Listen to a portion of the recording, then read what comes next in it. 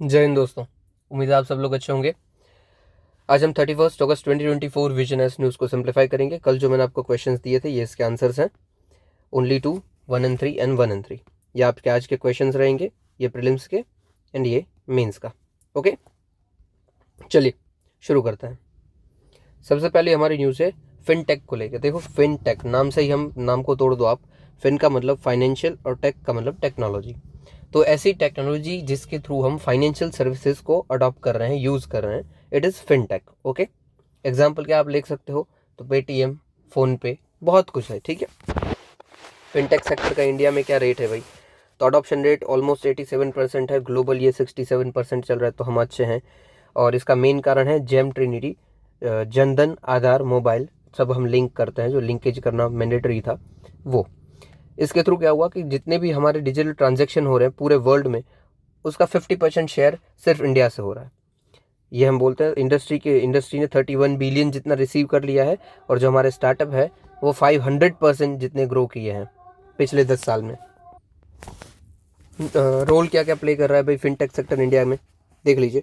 डेमोक्रेटाइजिंग financial services, yes. 24/7 हम banking service use करते हैं, राइट। और एग्जांपल हम दूसरा ले तो पीएम स्वनिधि, इसके थ्रू क्या होता है कि भाई जो भी स्ट्रीट वेंडर्स हैं उसको थोड़ी छोटी मोटी लोन दी जाती है, 10,000 20,000 तक की। तो ये भी फाइनेंशियल टेक्नोलॉजी से डायरेक्ट बेनिफिट ट्रांसफर होता है, उनके अकाउंट में चला जाता है।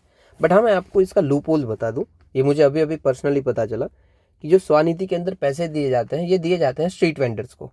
ठीक है, बट ये पैसा इलीगली यूज़ होता है कि जो स्ट्रीट वेंडर नहीं भी है वो अपना डुप्लीकेट रजिस्ट्रेशन करवा के आते हैं और गवर्नमेंट से पैसा ले लेते हैं।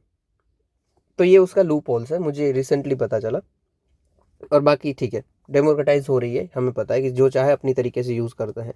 फिर वुमेन एम्पावरमेंट भी हो रहे हैं कि भाई जितने भी अकाउंट्स खुले हमारे जनधन में, उसमें से 29 करोड़ के आसपास सिर्फ वुमेन के अकाउंट थे, सेल्फ हेल्प ग्रुप के अकाउंट्स थे। फिर मुद्रा योजना के बेनिफिशियरी जो भी हैं वो भी 70% जितनी वुमेन है। मुद्रा योजना क्या है, तो कोई भी स्टार्टअप है जिसको कुछ पैसे की ज़रूरत है तो उसको लोन दी जाती है। 3 कैटेगरी होती है मुद्रा योजना की, शिशु, किशोर और तरुण। शिशु में 2 लाख तक के आसपास कुछ दिया जाता है, किशोर में 5 लाख तक के, और तरुण में 10 लाख तक के। इस शिशु में शायद 50,000 है, 50, 5, 10 ऐसा कुछ है। ठीक है, तो इन शॉर्ट आपको लोन दिया जाएगा और इजी लोन होगा, इसमें थोड़ा आपको इंटरेस्ट भी कम होगा, ऐसा सब। तो इसमें भी मुद्रा योजना में भी 70% जितनी विमेन है। देखो, अभी ये अगेन अच्छी बात है, साथ ही साथ बुरी बात है। सिर्फ नाम रजिस्टर्ड वुमन का होता है, काम तो मेल ही उधर कर रहा होता है। ये भी एक है सच्चाई। आप इसके चैलेंजेस में लिखो तो ये लिख सकते हो। ओके, फिर tackling parallel economy, yes. Black currency, black market, black money, dark market, dark pattern सब चलता रहता है इसके ऊपर। डायरेक्ट बेनिफिट ट्रांसफर का फायदा होता है। ओके, और इन शॉर्ट क्या होता है, जो ब्लैक मनी चल रहा है, ब्लैक मनी क्या कैश में ज़्यादा चलता है, राइट। अगर बैंकिंग सेक्टर में आएगा तो ऑटोमेटिकली आपका दिखेगा ही दिखेगा, और दिखेगा तो ब्लैक रहेगा नहीं। इसीलिए इसको भी हम कर्ब कर सकते हैं। बिजनेस अपॉर्चुनिटी होती है स्मॉल एंटरप्रेन्योर्स को, जैसे कि open network digital commerce government ने खुद बनाया है। ये जोमेटो स्विगी के जैसा ही होता है कि आपके आजू बाजू ये डिलीवरी करके दे देगा। ओके, फिर डिग्निटी और क्वालिटी ऑफ लाइफ भी इंप्रूव करता है, यस, नॉर्मल बात है। इनिशिएटिव क्या क्या लिए हैं गवर्नमेंट ने, तो बैंक सखी प्रोग्राम लॉन्च किया है। इसमें क्या होता है इन शॉर्ट, कि बैंक में एक विमेन होगी जो भी लेडीज़ जा रही है उनकी हेल्प करेगी, दैट्स इट। ठीक है, बैंकिंग कॉरेस्पोंडेंस जो कि फीमेल कोई जा रहा है उनकी हेल्प करेगी। फिर एंजल टैक्स हमने पूरी तरीके से हटा दिया है ताकि स्टार्टअप ग्रो कर पाए। एंजल टैक्स क्या होता है कि कोई भी स्टार्टअप आया है शुरुआती फेज़ में और उसको कोई उधार पैसा दे रहा है, उधार नहीं पर इन्वेस्ट कर दे रहा है कि लो हम आपके स्टार्टअप में इन्वेस्ट करते हैं, तो उसके ऊपर कुछ टैक्स लगता था। अभी हो हमने हटा दिया है कि कोई भी आपको इन्वेस्टर मिल जाता है, मतलब एंजल के जैसे, ये लो अब मैं पैसा देता हूँ आपके स्टार्टअप को ग्रो करो, तो उसके ऊपर टैक्स लगता था, अभी हमने हटा दिया अभी। फिर 1 लाख करोड़ तक के रिसर्च एंड इनोवेशन करने के लिए हमने पैसा बांटा है। और digital personal data protection act भी हम लेके आ गए हैं। ओके, ये डन हो गया। न्यूज़ में क्यों था भाई, तो ग्लोबल फिनटेक फेस्ट ऑर्गेनाइज हुआ था, जिसको ऑर्गेनाइज किया था PCI, payment corporation council of India, फिर national payment corporation of India और फिनटेक गवर्नेंस काउंसिल ने। ओके, चलिए नेक्स्ट देखते हैं। ये लेने दीजिए, ये भी रहने दो, हाँ ये देख लो। चलो अभी देखो, वीडियो जो आजकल थोड़े दिक्कत में आ रहा है ना मेरे, वो इसी की वजह से आ रहा है। साइक्लोन असना, आप खुद गैस कर लेना मैं कहाँ पे फिर रहता हूँ। न्यूज़ क्या है भाई, तो साइक्लोन असना फॉर्म हो रहा है कच्छ की कोस्ट के आजू बाजू गुजरात में। ओके। ये रेयर लैंड ओरिजिनेटिंग साइक्लोन है। लैंड ओरिजिनेटिंग मतलब जिसका ओरिजिन लैंड पे हो रहा है, राइट। यूजुअली देखो जो साइक्लोन होता है ना वो पानी के ऊपर डेवलप होते हैं, बट कुछ कुछ लैंड के ऊपर भी हो सकते हैं। ओके। और ट्रॉपिकल साइक्लोन किसको बोलते हैं, तो जो ट्रॉपिक के बीच में आ रहा है वो ट्रॉपिकल साइक्लोन। हमारी अर्थ है वो कैंसर, इक्वेटर और कैप्रिकॉर्न में बटी हुई है, राइट, और फिर पोल्स है। तो जो ट्रॉपिक्स के बीच में आ रहा है वो जो भी साइक्लोन उस एरिया के जो साइक्लोन है वो ट्रॉपिकल साइक्लोन, और जो ट्रॉपिक के बाहर जो आ रहे हैं वो साइक्लोन टेम्परेट साइक्लोन, ठीक है। या फिर हम उसको बोलते हैं एक्स्ट्रा ट्रॉपिकल साइक्लोन भी।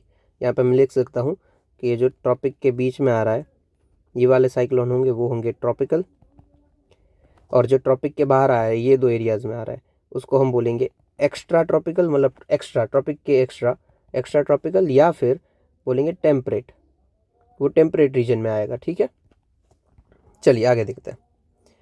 ओके, सबसे पहले साइक्लोन फॉर्म होने की कंडीशंस क्या क्या है, ये PYQ था हमारा। यहाँ पे मैंने लिखा, हाँ 2020 में PYQ था।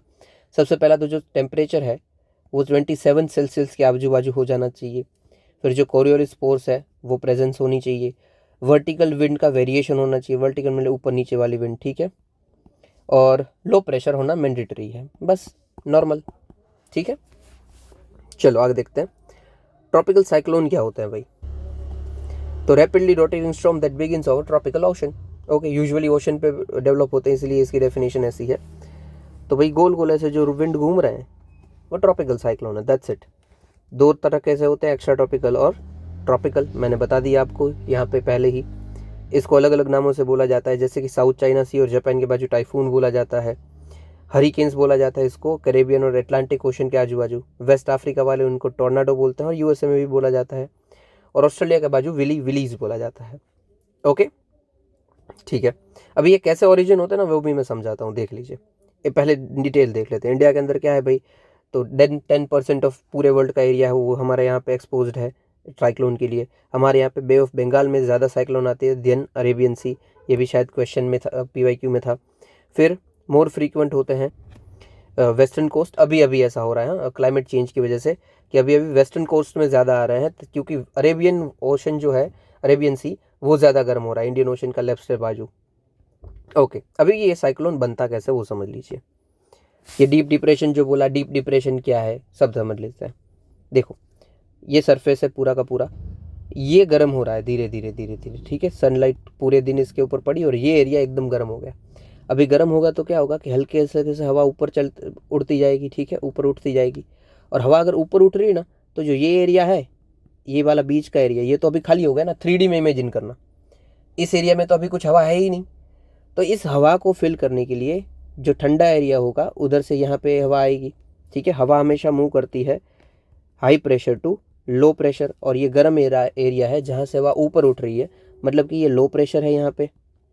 और हवा जो ये हाई प्रेशर होगा, जहाँ से भी हाई प्रेशर होगा, 3D में इमेजिन करना, हर जगह से यहाँ पे आएगी, ठीक है। और ये हवा आ रही है, साथ ही साथ हमारी अर्थ भी घूम रही है, ऐसे ऐसे कोरियोलिस फोर्स है। तो ये हवा हल्की सी ना बेंड कर जाएगी, मतलब ऐसे 3D में आप सोचो तो हल्की सी ऐसे आ रही है, हल्की ऐसे बेंड कर जाएगी, और ऐसा हर तरफ से होगा, ठीक है। मैं आपको रुको एक फ़ोटो बताता हूँ। हाँ चलो ये फ़ोटो देख लो, देखो ये हवा है, ठीक है। ये लो प्रेशर डेवलप हुआ है यहाँ, इस एरिया में एकदम गर्म हो गया था, तो यहाँ से हवा एकदम ऊपर उठी, और जो आजू बाजू की एयर थी वो भी यहाँ पे आ गई। और देखो ये एरिया एकदम गर्म है ना, तो जो बाजू से भी है एयर आएगी ना इधर, वो भी गर्म हो जाएगी तुरंत ही, और वो गर्म होगी तो वो क्या करेगी, अगेन राइज करेगी। और ये कोरियोलिस फोर्स है, तो हल्की हल्की हवा घूमती जाएगी घूमती जाएगी, और ये घूमते घूमते बना लेगी पूरा का पूरा चक्कर, ऐसे ऐसे ऐसे ऐसे पूरा का पूरा बन जाएगा। ये हो जाएगा अपना साइक्लोन, ठीक है। अब ये इंटेंसिफाई कैसे होता जाता है, सेम ज़्यादा ज़्यादा हवा अंदर आती जाती है, ज़्यादा ज़्यादा इंटेंसिफाई होता जाता है। अब देखो यहाँ पे लो प्रेशर है, जो साइक्लोन की आई है, साइक्लोन की आई क्या होती है, जो उसका सेंटर होता है वहाँ पे एकदम लो प्रेशर है। तो जो हवा इवन ऊपर भी जा रही है ना, ये भी एक लेवल पे ऊपर जाके ये भी ठंडी हो जाएगी, तो अगेन ये हवा भी नीचे आएगी ऐसे। तो ये भी सेम मैकेनिज्म करता रहेगा, और धीरे धीरे ये साइक्लोन स्ट्रॉन्ग होता रहेगा, ठीक है। ऐसे काम करता है कुछ ट्रॉपिकल साइक्लोन। ओके, ऐसे फॉर्म होता है, ये कंडीशंस है उसकी। कोरियोलिस फोर्स होता है तभी ये घूमता है, वर्टिकल विंड वेरिएशन मतलब ऊपर नीचे जो हवा है एल्टीट्यूड पे वो भी थोड़ी वेरिएट करती है। That's it. ओके, न्यूज़ में क्या था, तो भाई कच्छ के इस एरिया के यहाँ पे गुजरात के कोस्ट पे साइक्लोन असना ओरिजिनेट हो रहा था। हालांकि ये अभी टल चुका है, ठीक है, होने वाला था वो टल चुका है। डीप डिप्रेशन था, उसमें से साइक्लोन बन रहा था बट अभी नहीं बना, और इसी की वजह से मेरे पास कनेक्टिविटी नहीं थी और मैं वीडियो अपलोड नहीं कर पा रहा था। चलिए आगे देखते हैं। अब ये पॉसिबल रीजंस क्या है ऐसा होने के, तो भाई मॉनसून है वो अनयूजुअल हो गया है, मॉइस्चर अरेबियन सी में ज़्यादा होता जा रहा है, ग्लोबल वार्मिंग होती जा रही है एसेट्रा। ये क्वेश्चन देखो पूछा जा सकता है, ठीक है, कि ऐसा क्यों हो रहा है, मतलब ये रीजंस कि अरेबियन सी में क्यों ज़्यादा होते जा रहे हैं लगातार, उसके आप एग्जाम्पल्स भी लिखो। ये शायद पूछा भी गया है, मुझे याद नहीं है, शायद पूछा गया है ये। चलिए आगे देखते हैं, ये रहने दो, ये वाला देखते हैं। चलो सुप्रीम कोर्ट 5 जज कॉन्स्टिट्यूशनल बेंच ने डिस्कस किया है selling on borrowing by state. देखो स्टेट कुछ ना भी कोई उधारी चाहिए तो बोरो कर सकती है, ठीक है, विद इन इंडिया भी कर सकती है, आउटसाइड इंडिया भी कर सकती है, मतलब सेंटर से भी ले या फिर बाहर से भी ले, इट्स फाइन, बट इसकी लिमिट भी सेट हमने करनी चाहिए, राइट। क्योंकि पहले क्या होता था कि स्टेट उधार लिए जा रहा है और उसके पास पैसे फिर चुकाने को है नहीं, तो हमारे जो फाइनेंसेस है वो वीक हो जा रहे थे। फिर हमने FRBM एक्ट लेके आ गए और उसके अंदर लिमिट रख दी कि भाई अभी से 3% ही होगा, ठीक है, 3% होता है और उसमें 0.5 हम एक्स्ट्रा कंडीशंस में कुछ देते हैं, ऐसा कुछ है। ओके, तो नेट बोरोइंग लिमिट हमने क्या रख दी है स्टेट्स की 3%। 3% किसका यार, वो तो बताएं, स्टेट की जो भी GDP है उसका, ठीक है, gross state domestic product. GDP क्या होता है, समझ लीजिए कोई भी पर्टिकुलर कोई स्टेट है या फिर कोई भी कंट्री है, उसके बॉर्डर के अंदर, उसके पॉलिटिकल बाउंड्री के अंदर जो भी प्रोडक्ट का डेवलपमेंट हो रहा है, जितना भी खर्चा हो रहा है, 3 टाइप्स होते हैं, खर्चे से देख लो, इनकम से देख लो, प्रोडक्शन से देख लो, इन शॉर्ट पैसे का डेवलपमेंट हो रहा है, उसको आप सम टोटल मारोगे तो वो होगा आपका डोमेस्टिक प्रोडक्ट। देखो प्रोडक्ट मतलब क्या है, कितना प्रोडक्ट है, ठीक है, प्रोडक्शन कितना है, और डोमेस्टिक मतलब हमारे यहाँ पे कितना हो रहा है, दैट्स इट। पॉलिटिकल बॉर्डर के अंदर जितना भी होगा वो अपना होगा GDP, दैट्स इट। अभी स्टेट के अंदर ये हो रहा है तो वो स्टेट का GDP। ओके, ये किसने सेट किया है, तो नेट बोरोइंग पे फाइनेंस कमीशन 15 ने बोला था कि इतना रख दो, फिर तो हम FRBM एक्ट लेके भी आ गए जिसमें भी हमने सेम चीज़ ही बोली है। ये कौन सा आर्टिकल के साथ डील करता है, तो ये आर्टिकल के साथ 293 के साथ डील करता है, मतलब कितना लेगी कितना नहीं लेगी, सेंटर क्या बोल, सेंटर ना बंद भी कर सकता है कि भाई इसके ऊपर आप नहीं लोगे, ये ऐसा कुछ भी है। 293 क्लॉज 3 के अंदर ऐसा कुछ आता है कि स्टेट में सेंटर मना कर देता है कि भाई इसके ऊपर आप नहीं ले पाओगे। ओके, लेने की पावर 293 के अंदर आपको मिलती है, स्टेट को अगर पैसा चाहिए तो वो ले सकता है, और पैसा कहाँ से आएगा, कौन इसकी गारंटी, तो कंसोलिडेटेड फंड ऑफ स्टेट में, उधर से उसको चुकाना होगा, डन। और ये जो मैं बोल रहा हूँ, can not raise any loan without consent of centre in case of outstanding डेप्ट, यही शायद है क्लॉज 3। ओके, ज़रूरत नहीं है आपको क्लॉज याद ना रहे तो इट्स फाइन, ठीक है। ये न्यूज़ में तो यही था। इम्पैक्ट क्या क्या होंगे इस नेट बोरोइंग सीलिंग से भाई, तो violation of principle of federalism. Federalism क्या होता है कि जिसमें दोनों साथ मिलकर काम कर रहे हैं, और अभी एक के ऊपर आप अथॉरिटी सेट कर दे रहे हो कि भाई ये ऐसा नहीं कर पाएगा, सेंटर डिसाइड करेगा कि क्या करना है, तो वायोलेशन है इसका डेफिनेटली, ठीक है। फिजिकल डिसेंट्रलाइजेशन हमें करना चाहिए जबकि हम और कम कर रहे हैं। डिसेंट्रलाइजेशन क्या होता है कि सबको नीचे तक पावर देती जानी, और ये तो हम पावर हटा रहे हैं, तो ये गलत है। फिर impacting spending on development expenditure by state, yes, समझ लीजिए कोई स्टेट है वो चाहता है कि मैं 100 रुपये उधार लूँ, इधर इन्वेस्ट कर दूँ, इससे मुझे पैसे मिलने वाले हैं, बट हम उधार लेने पे ही रोक लगा देते हैं, तो स्टेट इन्वेस्ट कैसे करेगा, वो काम नहीं कर पाएगा। फिर limited sources of revenue, state के पास ऑलरेडी बहुत कम रेवेन्यू के सोर्सेज हैं, और उधर भी जो हम उधार लेने की बात है उसको भी बंद कर देते हैं, so it is not gonna work. But ये ठीक किया है, ऐसा मत समझना कि मैं किसी की तरफ से बात कर रहा हूँ, ये एक लेट तरीके से ठीक किया है कि थोड़ी सी लिमिट होनी चाहिए, कि वरना स्टेट इतना उधार ले लेते हैं कि वो चुका ही नहीं पाते हैं और हमारे देश की ही परिस्थिति खराब हो जाती है। ओके, दैट्स इट, इतना ही काम का था। ये जो क्या लिखा है कि भाई यूनियन ज़्यादातर टैक्स होते हैं वो लगाता है, फर्दर कोई कोई टैक्स होते हैं वो यूनियन ही अपने पास रखता है, स्टेट को शेयर ही नहीं होते हैं, जैसे कि सेस एंड सरचार्ज, वो स्टेट को नहीं मिलते हैं, यूनियन लगाएगा, यूनियन अपने पास ही रखेगा, यूनियन क्या यार, सेंटर लगाएगा, सेंटर अपने पास ही रखेगा। ओके, फिर नीचे वाला देखते हैं, फिशरीज सेक्टर, ठीक है, प्राइम मिनिस्टर ने नए 218 प्रोजेक्ट लॉन्च किए हैं फिशरीज सेक्टर को बूस्ट करने के लिए, इसलिए न्यूज़ में सबसे पहले फिशरीज सेक्टर के ऊपर बात कर लेते हैं क्या क्या है, ठीक है। तो भाई दुनिया में जितना भी प्रोडक्शन होता है उसमें इंडिया सेकंड नंबर पे आता है प्रोडक्शन में। हम 170 लाख टन्स ऑफ प्रोडक्शन करते हैं। हमारा एस्टिमेट पोटेंशियल है 5.3 मिलियन टन्स के आसपास, वेरी ह्यूज। ओके, स्कीम्स क्या क्या हमने ले लिए है, तो प्रधानमंत्री Matsya Sampada Yojana which is also part of blue revolution. फिर fisheries and aquaculture infrastructure development fund, Kisan credit card facility. Okay, इसको आपको यूज़ करना है अपने आंसर में, कोई भी क्वेश्चन पूछा जाता है you can use it. Okay, next क्या क्या बोला है भाई प्रोजेक्ट के बारे में, उसको हटाओ। हाँ, देख लेते हैं, चलिए। फिर हम प्रोजेक्ट लेके आए हैं national roll out of vessel communication and support system. देखो नाम से ही पता चल रहा है, जो भी वेसल मतलब क्या होता है, जो जा रहा है ना अपना बोट बोट बड़ा बड़ा, वो तो उसका कम्युनिकेशन और उसको सपोर्ट सिस्टम प्रोवाइड करना, दैट्स इट। इमरजेंसी कोई कंडीशन आ गई, कुछ भी है, तो आप इसके थ्रू कम्युनिकेशन भी कर पाओगे और सपोर्ट भी बढ़ा पाओगे। अभी रिसेंटली क्या हुआ था, केरला बाजू कोई फिशर मैन गए थे और एटमॉस्फेयर ख़राब हो गया था, वेदर एकदम बकवास हो गया था। तो इवन व्हेन कोई कनेक्टिविटी अवेलेबल नहीं थी, बट शायद इसी या फिर कोई और डिवाइस की वजह से हमारे जो कोस्ट गार्ड है उनको पता चल गया और जो वो जाके उनको बचा ले आए। बाकी वो लोग फिशरमैन से जब इंटरव्यू लिया तो वो तो उन लोगों ने बोला तो हमने तो मान ही लिया था कि भाई हम गए आज, बट स्टिल बचा लिया सैटेलाइट की मदद के थ्रू। तो ये काम करता है, राइट। फिर इंफ्रास्ट्रक्चर प्रोजेक्ट बहुत सारे, उनका फाउंडेशन रखा है डेवलपमेंट, अपग्रेडेशन, मॉडर्नाइजेशन करने के लिए। फिर इंटीग्रेटेड हमने एक्वा पार्क बनाए हैं और हम नई टेक्नोलॉजी को अडॉप्ट कर रहे हैं जैसे कि रीसर्कुलेटरी एक्वाकल्चर सिस्टम एंड बायोफ्लॉक। अभी बायोफ्लॉक क्या होता है, तो ये ऐसी टेक्नोलॉजी है जिससे जो भी एक्वाकल्चर हम कर रहे हैं ना, एक्वाकल्चर के पानी के अंदर हम जो भी फिशेज उगा रहे हैं, मतलब बढ़ा रहे हैं, प्रोड्यूस कर रहे हैं, उस पानी को क्लीन रखना है, साफ रखना है, दैट्स इट, ठीक है। बायोफ्लॉक लिख देता हूँ भाई, सिर्फ क्लीन वाटर लिख देता हूँ, ठीक है। क्लीन वाटर साफ रखना है।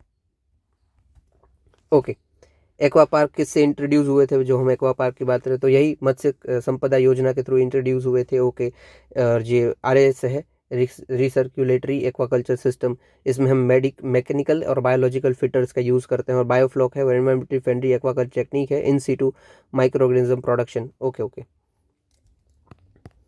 बायो नाम इसीलिए क्योंकि हम इसमें बायो ऑर्गेनिजम्स का यूज़ करते हैं, ठीक है। सिग्निफिकेंस क्या होगा प्रोजेक्ट का, फिशेज का प्रोडक्शन बढ़ेगा, एम्प्लॉयमेंट जनरेट होगा, अराउंड 5 लाख एम्प्लॉयमेंट, और वुमेन एम्पावरमेंट भी होगा। Okay, that's it. Next news देखते हैं। ये हो गया हमारा, ये भी हो गया, ये भी हो गया, ये आखिरी है बड़ा। प्रधानमंत्री ने फाउंडेशन स्टोन रखा है Wadwan port under Sagarmala programme. देखो वडवान पोर्ट अगेन गुजरात में ये पड़ता है, सॉरी महाराष्ट्र में ये पड़ता है, ठीक है, उल्टा हो गया, सो माफ़ करना। महाराष्ट्र में ये पड़ता है, ये तीसरा पोर्ट होगा। ऑलरेडी हमारे पास दो हैं, एक तो ये जवाहरलाल नेहरू पोर्ट और दूसरा मुंबई पोर्ट, नवा शिवा पोर्ट, ऐसा कुछ है। फिर की फीचर्स क्या क्या हैं भाई इस पोर्ट के, जो वडवान पोर्ट हम इनॉग्रेट कर रहे हैं। तो ये लैंडलॉर्ड पोर्ट मॉडल है। लैंडलॉर्ड मॉडल क्या होता है, लैंडलॉर्ड क्या होता है, मकान मालिक ना, कि इन शॉर्ट आपको रहना है, आपको संभालना है, आपको बस उस लैंडलॉर्ड को रेंट दे देना है, अथॉरिटी लैंडलॉर्ड की ही रहती है, रेगुलेशन भी वही सेट करता है। सेम इसमें भी वही है कि आप पूरा का पूरा ऑपरेशन करो, बट जो एक्ट बनाने की पावर है, रेगुलेशन की पावर है, वो सब लैंडलॉर्ड देखेगा, यानी कि गवर्नमेंट देखेगी, ठीक है। ये जब बन जाएगा, ये कंट्री का लार्जेस्ट कंटेनर पोर्ट होगा जिसकी capacity 2 million 20 foot equivalent units की होगी, मतलब बहुत ज़्यादा कैपेसिटी है। और ये one of the largest deep water port होगा। One of the largest deep water port देखो काफ़ी ज़रूरी है। क्या होता है, अभी के लिए एक मुंद्राई है, एक लेवल के आसपास बड़ी वेसल अगर आ जाती है, समझ लीजिए कोई बोट है, वो इतनी बड़ी है और गहरी भी है, मतलब जितनी बड़ी होती है वो गहरी भी उतनी होती है, ठीक है। और जो हार्बर होता है ना, वो समझ लीजिए इतना ही है, उसकी जो गहराई वो इतनी है, तो ये कभी भी वेसल इधर आ ही नहीं पाएगा, राइट। इसीलिए इंडिया में जितने भी मेजर पोर्ट हैं उसमें से एक मुंद्रा पोर्ट ही है जो एक लेवल से ऊपर की जो वेसल आती है बड़ी, उसको संभाल सकता है। अगर ये बन जाएगा तो ये उसके साथ जुड़ जाएगा, ठीक है, डीप वाटर पोर्ट हो जाएगा। मतलब आपका जो डॉकयार्ड है ना, वो थोड़ा बड़ा डीप होना चाहिए। अगर डीप नहीं होगा तो एक लेवल के ऊपर की बड़ी वेसल यहाँ पे आ नहीं पाएगी, डॉक नहीं हो पाएगी, ठीक है। ओके, आगे देखते हैं, समझे तो अच्छा है, बाकी इट्स फाइन, नो इशू। होता क्या है कि भाई ये तो समंदर जो होता है वो ऐसे होता है, ऐसे स्लोप में, ऐसे स्लोप में, और पानी के ऊपर आप इधर ही रुक जाएगा, ये बहुत बड़ा शिप होगा तो इधर ही रुक जाएगा, आगे आ ही नहीं पाएगा। अगर गहराई आपके पास ज़्यादा है तो ये एकदम गहराई तक आ जाएगा ना नज़दीक। That's it. सिग्निफिकेंस क्या होगा ये हमने बना दिया उसका भाई, कनेक्टिविटी और बढ़ जाएगी शिपिंग रूट की, natural draft of about 20 metre, तो यही बड़ी शिप आ जाएगी 20 मीटर जितना ड्राफ्ट रखा है इसने। इकोनॉमिक ग्रोथ होगा डेफिनेटली, अपॉर्चुनिटीज़ मिलेगी नए बिजनेस को और वेयर हाउसिंग को, वो हाउसिंग ऑपरेशन होते हैं उन सबको। ओके, ऊपर से हम फ़ायदा भी उठा सकते हैं डेडिकेटेड फ्लाइट कॉरिडोर्स का भी, जैसे कि Delhi Mumbai express way. Okay चलिए, पोर्ट सेक्टर के बारे में ऑलरेडी पोर्ट कौन सा कहाँ पे है उसके रिलेटेड 23 में क्वेश्चन आ गया है। 12 में हमारे पास मेजर पोर्ट है, 200 के आसपास माइनर पोर्ट है। मतलब पोर्ट तो है बट मेजर मतलब जो बड़ा सा पोर्ट है, बड़ी बड़ी वेसल्स को ले सकता है। नॉन मेजर मतलब माइनर पोर्ट जो इतनी बड़ी वेसल को नहीं ले सकता है। ठीक है, ओके। मेजर पोर्ट किसके थ्रू गवर्न होते हैं, तो मेजर पोर्ट ट्रस्ट एक्ट 1963 और minor port India port act 1908। India 95% जितना भी ट्रेड है और 70% जिसका वॉल्यूम है वो मेरीटाइम ट्रांसपोर्ट के थ्रू ही होता है। यस, वैसे इसका भी मैं आपको एक चैलेंज तक बता देता हूँ। पोर्ट में भी क्या होता है पता है, बहुत सारे करप्शन होता है। जो पोर्ट अथॉरिटी होती है, कस्टम्स बहुत पैसा खाते हैं भाई। समझ लीजिए, एक छोटा सा एग्जांपल देता हूँ, ज़्यादा नहीं लंबा करेंगे। आपकी शिप आई, आपके पास है मोबाइल फ़ोन, आपने अथॉरिटी के साथ ऑलरेडी डीलिंग कर रखी है कि है मेरे पास मोबाइल फ़ोन, पर आप जब चेक करो ना तो इस मोबाइल के बदले बता देना कि इसके अंदर चार्जर है। अभी मोबाइल का और चार्ज का टैक्स अलग अलग है, तो ये करोड़ों रुपए बचा लेंगे और फिर जितना बचेगा दोनों मिलकर खा जाएंगे। ऐसे कुछ चीटिंग होती है। ठीक है, मेरा एक फ्रेंड है वो खुद इसी लाइन में है, तो मुझे बताता है कि ऐसा होता है। चलिए, ये सारे बड़े हमने शायद कवर कर लिए हैं, राइट। हाँ हाँ, ओके। अभी शॉर्ट न्यूज़ कवर करते हैं। शॉर्ट न्यूज़ कुछ कुछ इंपॉर्टेंट है, उसको हम पहले कवर कर लेते हैं। सबसे पहला हमारा है अर्थ एम्बी पोलर इलेक्ट्रिक फील्ड। देखो, एम्बी पोलर वर्ड को तोड़ दो, एम्बी मतलब होता है दो और पोलर मतलब जो चार्ज्ड है। ओके, तो इससे ही हमें क्या पता चल रहा है कि ये ऐसी फील्ड है जहाँ पे दो चार्ज्ड इलेक्ट्रिक करंट या फिर पार्टिकल्स हमें देखने को मिल रहे हैं। That's it. तो देखो, अर्थ के आसपास एक मैग्नेटिक फील्ड है, इलेक्ट्रिक फील्ड है। जैसे मैग्नेटिक फील्ड है ना हमारी दोनों बाजू पे, वैसे ही इलेक्ट्रिक फील्ड है, अपर एटमॉस्फेयर में देखने को मिलती है। ठीक है, by direction weak electric field है और 250 किलोमीटर एल्टीट्यूड के आसपास दिखती है। That's it. ये भाई स्ट्रीट अलग कैसे है हमारी, यही हमें जानना है मेजरली। सॉरी, ये फील्ड अलग कैसे है, तो ये देखो बाई डायरेक्शनल होती है। बाई डायरेक्शनल या फिर एम्बीपोलर का मतलब क्या है, जैसे हम कोई मॉल में जाते हैं या फिर बैंक में जाते हैं तो होता है ना दरवाज़ा, जो पुल होता है और पुश होता है दोनों। देखो, दरवाज़ा एक है बट काम दोनों कर रहा है, पुश एंड पुल। वैसे ही फील्ड एक है बट इसके अंदर नेगेटिव आयन चार्ज आयन भी होंगे और पॉजिटिवली चार्ज आयन भी होंगे। तो इस फील्ड के अंदर पॉजिटिवली चार्ज आयन पार्टिकल भी अट्रैक्ट होते हैं और नेगेटिवली चार्ज आयन पार्टिकल भी अट्रैक्ट होते हैं, दोनों के दोनों। और सेम टू सेम दोनों के दोनों रिपील भी होते हैं, मतलब ये अट्रैक्ट भी दोनों को करेगा और रिपील भी दोनों को करेगा। ठीक है, इसीलिए इसका नाम है एम्बी पोलर, दोनों हो सकता है इसके अंदर। Okay, that's it. इसका इंशॉर्ट काम क्या आता है, तो ये जो एटमोसफियर होता है उसको एक्सटेंड करता है, अर्थ के एटमोसफियर को, आयनोस्फियर को मेंटेन करते रखता है। आयनोस्फियर क्या, देखो मैंने यहाँ पे डाला ही है। अर्थ के ऊपर देखो सबसे पहले हमारे बहुत सारे लेयर्स हैं। ठीक है, एटमोसफियर के सबसे पहले हमारा बनता है ट्रोपोस्फियर, फिर बनता है स्ट्रेटोस्फियर, फिर बनता है मीजोस्फियर, फिर बनता है हमारा थर्मोस्फियर। ठीक है, ओके। अभी इसी के बीच में कुछ आपको मिल जाता है, मतलब हर जगह पे आइनोस्फियर। देखो, मीजोस्फियर और थर्मोस्फियर है ना, इन दोनों के बीच में भी आइनोस्फियर है और थर्मोस्फियर के ऊपर भी आप चले जाओगे तो भी यहाँ पे आइनोस्फियर है। आयनोस्फियर मतलब जहाँ पे आयन के पार्टिकल हमें मिल रहे हैं, positively and negatively charge. That's it. ठीक है, तो ये आइनोस्फियर को, एटमोस्फियर को एक्सटेंड करता है। देखो समझ लीजिए, ये थर्मोस्फियर, अगर आइनोस्फियर ये होता ही नहीं तो हमारा एटमोस्फियर इधर ही खत्म हो गया था ना, बट आइनोस्फियर है इसीलिए थोड़ा सा एक्सटेंड करता है। ठीक है, दैट्स इट। तो एटमोस्फियर को थोड़ा सा एक्सटेंड करता है और आइनोस्फियर को मेंटेन करके रखता है ये अर्थ एम्बीपोलर इलेक्ट्रिक फील्ड। ठीक है, एम्बीपोलर मतलब ऐसी फील्ड जिसके पास पॉजिटिवली एंड नेगेटिवली चार्ज दोनों पार्टिकल है और ये दोनों को attract as well as repel करता है। नेक्स्ट जो इंपॉर्टेंट है, छोटू सा, नवरत्न स्टेटस। देखो, कोई भी अगर पब्लिक सेक्टर अंडरटेकिंग है, कंपनी है, उसको अलग अलग स्टेटस दिए जाते हैं, अलग अलग नाम दिए जाते हैं। जैसे कि सबसे छोटा है वो है मिनी रत्न, कि मिनी रत्न 2 स्टेटस दिया जाएगा। फिर 2 से ऊपर ये अपग्रेड होगा तो 1 पहुंचेगा, 1 से अपग्रेड होगा तो नवरत्न पहुंचेगा, और उससे भी अपग्रेड हो जाएगा तो ये पहुंचेगा महारत्न। ठीक है, तो मिनी रत्न 2 से 1, फिर नवरत्न, फिर महारत्न। क्राइटेरिया क्या क्या होते हैं, कैसे हम डिसाइड करते हैं कौन सा क्या बनेगा, ठीक है। तो सबसे पहले मिनी रत्न 2 देखते हैं, जो सबसे नीचे है। तो भाई सबसे पहले तो उसको कोई बजटरी सपोर्ट गवर्नमेंट ना प्रोवाइड कर रही हो, ठीक है। फिर उसने कोई लोन ली हुई है ऑलरेडी, तो उसमें डिफ़ॉल्ट ना हो गया हो, डिफ़ॉल्ट मतलब पैसा चुका ना पा रहा हो, ऐसा ना हो। और उसने पिछले 3 साल में प्रॉफिट किया हो, ठीक है, लास्ट 3 ईयर्स उसका प्रॉफिट हो, कंटिन्यूस प्रॉफिट हो, और पॉजिटिव नेटवर्थ हो, दैट्स इट। तो आपको मिनी रत्न 2 स्टेटस मिल सकता है। ये 3 कंडीशन है। एक तो पॉजिटिव नेटवर्थ है, पिछले 3 साल में आपने प्रॉफिट, 3 साल से लगातार प्रॉफिट कर रहे हो, डिफॉल्ट नहीं हो, और ना ही गवर्नमेंट की कोई सहायता ले रहे हो, बजटरी हेल्प ले रहे हो, ओके। फिर अपग्रेड हो जाओगे तो मिनी रत्न 1 मिल जाएगा। कब मिलेगा आपको, तो लास्ट 3 साल से आप प्रॉफिट तो कर ही रहे हो, ये तो मैंडेटरी है। और टैक्स भरने से पहले जो आपका प्रॉफिट है वो 30 करोड़ के आसपास पहुंच गया है, और पॉजिटिव नेटवर्थ तो है ही, ठीक है, पॉजिटिव नेटवर्थ तो है ही, तो आपको 1 मिल जाएगा। नॉर्मल 3 साल से प्रॉफिट 30 करोड़ के आसपास बिफोर टैक्स प्रॉफिट पहुंच गया, और पॉजिटिव नेटवर्थ है। अभी इससे अपग्रेड हो जाओगे आप, तो आपको मिलेगा नवरत्न स्टेटस।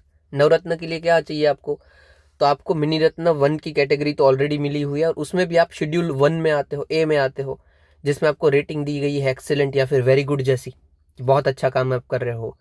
अगेन इसमें आप 3 से 5 साल, पिछले 5 साल से आप जो पहले था वही परफॉर्मेंस अच्छा दे रहे हो, आपका स्कोर 60 के ऊपर है, नेटवर्थ पॉजिटिव है, और जनरल बात है, ठीक है। प्रॉफिट का आपको ये देखना है कि टैक्स से पहले, डेप्रिसिएशन से पहले देखो, अर्निंग पर शेयर देखी जाएगी, सोशल परफॉर्मेंस, सेक्टरल परफॉर्मेंस देखा जाएगा, जनरल जनरल जनरल। और इसमें अगेन आपने अच्छा काम किया है नवरत्न में, आपके पास ऑलरेडी नवरत्न स्टेटस है, तो आपको मिल सकता है महारत्न स्टेटस। अगेन इसके अंदर क्या होगा, महारत्न का क्राइटेरिया अच्छा खासा है। तो भाई जो आपकी एनुअल नेट प्रॉफिट है वो आपका 5,000 करोड़ के आसपास हो जाना होना चाहिए पिछले 3 साल में।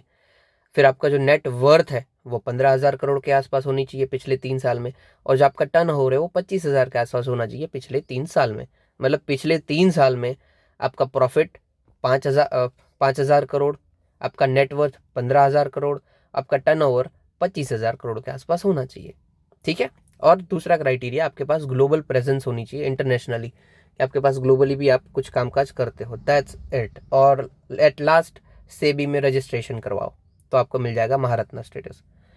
उम्मीद करता हूँ आपको समझ आ गया होगा, उसमें कुछ समझाने वाला नहीं है, रटाबाजी है, बट जनरली पता चल गया हो तो फाइन है, ठीक है।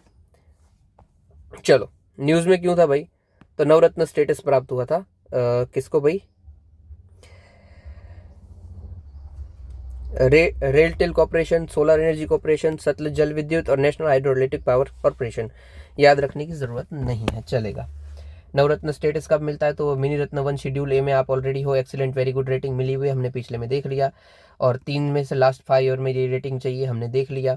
और ये क्राइटेरिया इन्वेस्ट 30% या 1,000, और ठीक है, ना रहे तो चलेगा, हटाओ उसे, ठीक है। आगे फिर है प्रोजेक्ट नमन। अगेन ये इंपॉर्टेंट है। नमन मेनली क्या काम करता है भाई, तो भाई सर्विस या फिर सपोर्ट प्रोवाइड करना है हमें डिफेंस पेंशनर्स को, वेटरन्स को, या फिर उसकी फैमिली को, ठीक है। मेनली किसके साथ रिलेटेड है, तो आर्मी के साथ रिलेटेड है, जो भी उसके डिफेंस में थे उनकी फैमिलीज, और या फिर वो सबको सपोर्ट देना है। इसके अंदर यूजुअली हम 2 स्कीम का यूज़ कर रहे हैं, मतलब जो ऑलरेडी इस्टेब्लिश्ड है फ्रेमवर्क उसका, स्पर्श, स्पर्श मतलब system for pension administration Raksha, उसका, and government to citizen service and business to citizen service, इसको हम देखते हैं नमन के अंदर, ओके। स्पर्श पेंशन के रिलेटेड बात करता है आर्म फोर्सेस के, यस, नाम से ही आपको पता चल रहा है, पेंशन एडमिनिस्ट्रेशन रक्षा, ओके। ये प्रोजेक्ट इन्वॉल्व करता है establishment of reception facilitation centres, साथ ही साथ MOU between Indian army, common service centre, HDFC, मतलब ये सब मिलकर काम करेंगे। याद आपको यही रखना है, आर्मी के रिलेटेड है, जो रिटायर हो गए हैं, जो वेटरन्स हैं, उनकी फैमिलीज है, उनके रिलेटेड है, दैट्स इट, ओके। फिर मेजर ध्यानचंद जी, आप इनको पहचानते ही होंगे, फिर भी इनके ऊपर भी क्वेश्चन था, मेजर ध्यानचंद अवार्ड के ऊपर 23 में। इनको हॉकी का जादूगर बोला जाता है, या फिर हॉकी विजर्ड, या फिर विजार्ड। बहुत बढ़िया, ये इतने अच्छा हॉकी खेलते थे, इतनी अच्छी, मतलब गजब। इनके बारे में आपको स्टोरी जानना तो एक बार यूट्यूब कर लेना और खुद जानना, मजा आएगा। Outstanding person. हिटलर ने इनको ऑफर किया था कि भाई आप हमारी तरफ से खेलिए, बट इन्होंने मना कर दिया था। उनको ब्रिगेडियर बनाने की बात की थी कि आपको एकदम टॉप पोस्ट दे दूंगा मैं अपनी आर्मी में, हिटलर ने बोला था। पर इन्होंने मना कर दिया कि भाई मैं कुछ भी करूंगा, सफाई भी कर लूंगा, बट मैं खेलूंगा तो अपने ही देश से। आउटस्टैंडिंग। और ऐसा खेलते थे कि लोगों को लगता था कि इनकी जो हॉकी है ना, हॉकी के अंदर इन्होंने मैग्नेट छुपा के रखा है। एक बार इनकी हॉकी तोड़ी गई थी कि आपका मैग्नेट दिखाइए, बट ठीक है चलिए। न्यूज़ में क्यों था, तो इनकी नेशनल स्पोर्ट्स डे सेलिब्रेट हुआ था इनकी बर्थ एनिवर्सरी के नाम पे 29 अगस्त, इसलिए ये न्यूज़ में था। ठीक है, इनको हॉकी का जादूगर बोला जाता है। ये बहुत सारे मेडल्स लेके आए हैं, जैसे कि 4 साल लगातार 28, 32, 36 में, 3 साल लगातार। इनको पद्म भूषण भी प्राप्त हुआ था 1956 में। इनके नाम से मेजर ध्यानचंद खेल रत्न अवार्ड भी दिया जाता है for recognising outstanding sports performance over 4 years। Okay, next देख लेते हैं, ये हो गया। फिर है जॉइंट अकाउंट फॉर क्वीर्स। जो क्वीर्स होते हैं एलजीबीटीक्यू कम्युनिटी के होते हैं, वो कोई अपना अकाउंट खुलवाते हैं तो उनके नॉमिनी में वो अपने पार्टनर का नाम रख सकता है। दैट्स इट, यही न्यूज़ था एलजीबीटीक्यू कम्युनिटी के बारे में। तो नवतेज सिंह जौहर केस में 2018 में जो सेम सेक्स रिलेशन होते हैं उनको डिक्रिमिनलाइज कर दिया है सुप्रीम कोर्ट ने। ऑल्दो जो रिसेंटली हमारा जजमेंट चला था, उन्होंने सेम सेक्स मैरिज को तो मना किया। हाँ, सुप्रीम कोर्ट ने बोला कि भाई relationship is fine, we are not against it, but same sex marriage की बात है तो इनके ऊपर हम कुछ काम बोल नहीं सकते हैं। आप लेजिस्लेचर को बोलो कि वो कुछ रूल बनाए। अगर हम बनाने जाएंगे दिक्कत हो जाएगी, क्योंकि रूल मेकिंग का काम लेजिस्लेचर्स का है। तो आपने अगर न्यूज़ में देखा, लास्ट ईयर ये काफ़ी केस न्यूज़ में था। फिर दूसरा एक्ट ही हमारे पास है ट्रांसजेंडर पर्सन एक्ट 2019, जो कि उनको वेलफेयर प्रोवाइड करता है। डन, ये दोनों आपको याद रखना है। और ये पॉइंट याद रखना है फॉर प्रीलिम्स कि सेम सेक्स मैरिज को रिकॉग्नाइज नहीं करता है इंडिया, ठीक है, बट रिलेशनशिप को करता है। आगे फिर है कोलंबो सिक्योरिटी कॉन्क्लेव। क्या है ये, तो जो हमारे इंडियन ओशन की कंट्रीज है, India, Sri Lanka, Mauritius, Maldives, Bangladesh recently join किया है, ये सब साथ मिलते हैं और सिक्योरिटी की बातचीत करते हैं। That's it, Colombo security conclave. इनके मेन पिलर्स क्या क्या है, तो मैरीटाइम सिक्योरिटी, टेररिज्म को काउंटर करना, ऑर्गेनाइज क्राइम को काउंटर करना, साइबर सिक्योरिटी और ह्यूमैनिटेरियन असिस्टेंस। ओके, आगे अरवल्ली इंजिन्स। हम फ्रांस बेस्ड कंपनी है साफरान, उनके साथ मिलकर, और HAL हमारी कंपनी इंडिया की, उनके साथ मिलकर इंजन बना रहे हैं, हेलीकॉप्टर बना रहे हैं।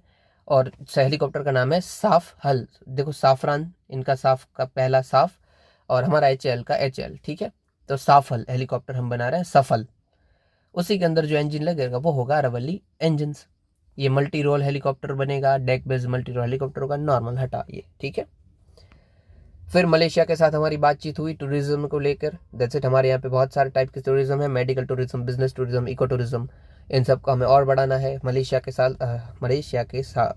के टूरिस्ट इंडिया में ऑलमोस्ट 2.5 लाख हर साल आते हैं। ओके, हमारी जो पार्टनरशिप है वो भी कॉम्प्रिहेंसिव स्ट्रेटेजिक पार्टनरशिप हो गई है। ओके, डन, ये भी हो गया। आखिरी है हमारी डिस्प्यूट रिजोल्यूशन स्कीम। देखो, कुछ भी टैक्सेशन के रिलेटेड कुछ डिस्प्यूट आता है टैक्स पेयर को, तो ये ऑनलाइन सब सॉल्व हो जाए, उसके लिए हम लेके आए हैं E dispute resolution, electronic E dispute resolution scheme. That's it. इसके अंदर हम किसको देखेंगे इलेक्ट्रॉनिकली, तो जिनका वो सम ऑफ अमाउंट है वो 10 लाख से एक्सीड न करता हो, मतलब 10 लाख से कम हो, और जिसका टोटल है इनकम टैक्स रिटर्न जिनका टोटल 50 लाख से कम हो। दैट्स इट, ठीक है। इन दोनों को हम देखेंगे। दैट्स इट, इतना ही न्यूज़ में था, ये सब आपने आपको बता दिया है। और हाँ, आपसे ठीक हो जाएगा, क्योंकि जो साइक्लोन वाली झंझट अभी नहीं है, तब से आपको वीडियो भी परफेक्ट मिल जाएंगे। ये हमारे जो कल के क्वेश्चन थे उसके आंसर्स है, और ये आपके आज के क्वेश्चन है। ये आज का आपका मेंस का क्वेश्चन है, इसको अटेम्प्ट जरूर कीजिएगा। ठीक है, चलिए, सुनने के लिए आपका शुक्रिया। अगर आपको पसंद आया हो तो लाइक, शेयर, कमेंट, सब्सक्राइब जरूर कीजिएगा, ताकि मुझे भी अच्छा लगे। दैट्स इट, बाकी हम कुछ आपसे ज़्यादा एक्सपेक्ट करते नहीं है, मज़ा आए तो भी ठीक, ना आए तो भी ठीक। इतना सुनने के लिए आपका शुक्रिया। जय हिंद।